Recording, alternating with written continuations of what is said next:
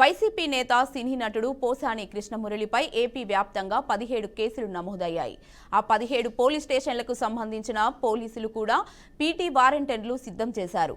ప్రస్తుతం 3 జిల్లాలకు చెందిన పోలీస్ అధికారులు రాజంపేట జైలు అధికారులకు పీటీ వారెంట్లు అందించారు.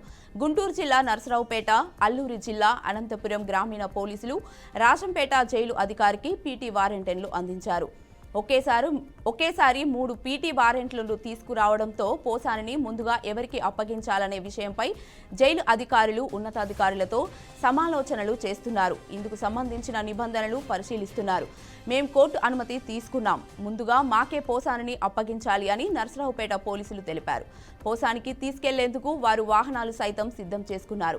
అయితే తనకు మరోసారి ఛాతిలో నొప్పి వచ్చిందని ఇవాళ ఉదయం పోసాని జైలు అధికారులకు తెలియజేసినట్లు తెలుస్తోంది. రాజంపేట ప్రభుత్వ వైద్యులు జైలు లోపలికి వెళ్లి పోసానిని పరీక్షిస్తున్నట్లు సమాచారం. అనుచిత వ్యాఖ్యల కేసులో అరెస్టైన పోసాని ప్రస్తుతం రాజంపేట సబ్ జైల్లో రిమాండ్ ఖైదీగా ఉన్నారు.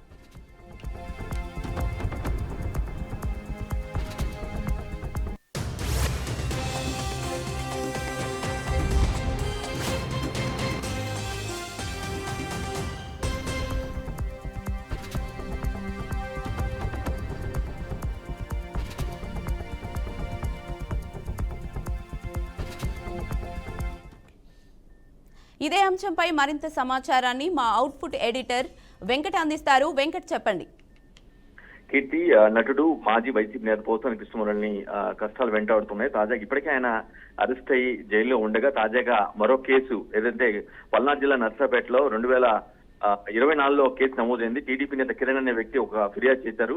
సోషల్ మీడియా వేదికగా చంద్రబాబు, పవన్, లోకేష్ గురించి చాలా అసభ్యకరంగా దూషించారని, దీని మీద చర్యలు తీసుకోవాల్సిన వెంటనే ఆయన అరెస్ట్ చేయాల్సిన అవసరం ఉందని టీడీపీ నేత కిరణ్ అనే వ్యక్తి 2024లో ఒక కేసు పెట్టడం జరిగింది. ఆ కేసు సంబంధించి దాన్ని టేకప్ చేసినటువంటి పోలీసులు పీటీ వారెంట్ పైన ఆయన జైలుకి వచ్చి రాజంపేట జైలుకి వచ్చి కడప కోర్టు జైలుకి వచ్చి ఆయన్ని తీసుకెళ్ళడం జరిగింది పీటీ వారెంట్ పైన. సో నర్సపేట తీసుకెళ్లి అక్కడ విచారిస్తారు. ఆ కేసు సంబంధించి డీటెయిల్స్ మొత్తం కూడా ఆయన గురించి అడిగే అవకాశం కనిపిస్తుంది.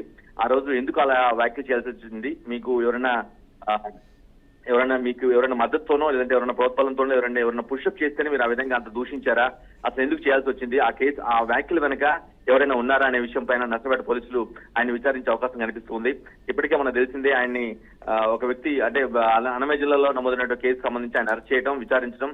ఆల్రెడీ నిన్న కూడా ఒక అంతా హైదరాబాద్ జరిగిన పరిస్థితి మనకు కనిపిస్తుంది. నిన్న మొన్న కూడా వైద్య పరిస్థితి సంబంధించి కావచ్చు, ఆయన అనారోగ్యంగా ఉన్నారని ఆయన చెప్పడం, లేదు అలాంటిదేం లేదని పోలీసులు అదేవిధంగా లాయర్ చెప్పడం, ఈ విధంగా కొన్ని సీరియస్ ఇన్సిడెంట్స్ టేకప్ చేసుకున్న సందర్భంలో మళ్ళీ అంటే ఈ కేసు నర్సాపేట నుంచి వచ్చినటువంటి కేసు ఏదైతే ఉందో ఆ కేసులో భాగంగా పీటీ వారెంట్ తీసుకుని ఆ కృష్ణమురళిని అక్కడ తీసుకెళ్లడం కూడా కొంత ఆసక్తిని రేపుతుంది. అంటే ఖచ్చితంగా ప్రతి కేసును కూడా ఓపెన్ చేసి దానికి సంబంధించినటువంటి అతని, ఎందుకంటే రాష్ట్ర వ్యాప్తంగా ఇప్పటికే పలు జిల్లాలో పోసాని కృష్ణమురళి మీద కేసులు ఉన్నాయి. సో ఆ కేసు సంబంధించి 1 by 1 మేబీ ఓపెన్ చేసి ఆయన్ని విచారించే అవకాశం కనిపిస్తుంది. అంటే ఈ కేసు సంబంధించి కూడా ఆయన్ని వాళ్ళ కోర్టులో ప్రవేశపెట్టడం కానీ ఇలాంటి సందర్భాలు ఉండే అవకాశం అయితే కనిపిస్తుంది.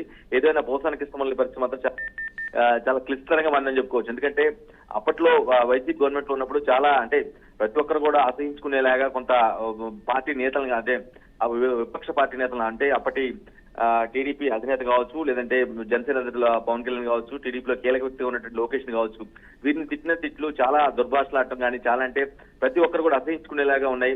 సో ఆ వ్యాఖ్యలు వాటినే మెయిన్ గా ఆయన నోరు అదుపులో పెట్టుకోరు, ఇష్టానుసారం మాట్లాడతారు. అంటే ఆ వెనక ఆ వ్యాఖ్యలు వెనక ఎవరున్నారనేది ఇప్పుడు కాన్సెప్ట్ పెద్ద విషయంగా మారింది. వైసీపీకి చెందినటువంటి అప్పటి ప్రభుత్వంలో ఉన్నటువంటి కీలక పెద్దల యొక్క ప్రోద్బలంతోనే మాటలతోనే ఈ విధంగా మాట్లాడారా లేదా, ఎందుకు మాట్లాడాల్సి వచ్చింది, ఇది ఆయన వ్యాఖ్యలు మనకు ఎవరుంటారనే దానిపైన ఈ పోలీసులు వరుసపై కేసులకు సంబంధించి 1 by 1 కేసులు పెట్టి విచారించే అవకాశం కనిపిస్తుంది. Right, thank you Venkat.